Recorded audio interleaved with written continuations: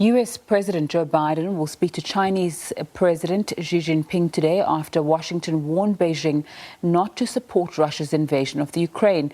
US intelligence suggests that President Xi is willing to provide Russia's Vladimir Putin with military and financial assistance, something that Beijing and Moscow both deny. SABC News correspondent Nick Harper reports from Washington.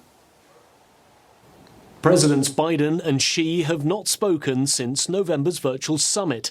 Even then, relations between the two countries were rocky. The White House said President Biden raised concerns over China's alleged human rights abuses, its aggression towards Taiwan, and persistent trade disputes. This time round, Ukraine is expected to be the main focus, and more specifically, Xi's relationship with President Putin. The US and European allies have condemned Russia's invasion and imposed sanctions. China, though, has not.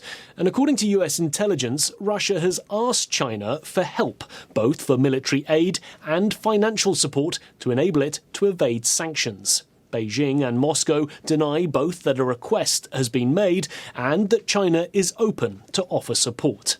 Biden's national security advisor Jake Sullivan held an intense 7-hour meeting in Rome earlier this week with China's top diplomat, warning of potential implications and consequences should China support Russia's war effort. Those warnings were echoed on Thursday, hours before the Biden-Xi phone call by US Secretary of State Antony Blinken.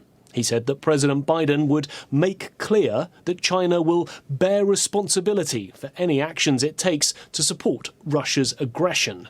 Blinken added that the US would not hesitate to impose costs on China, alluding to potential sanctions. He also advised President Xi to use his influence with President Putin to help uphold the international rules. Nick Harper, SABC News, Washington.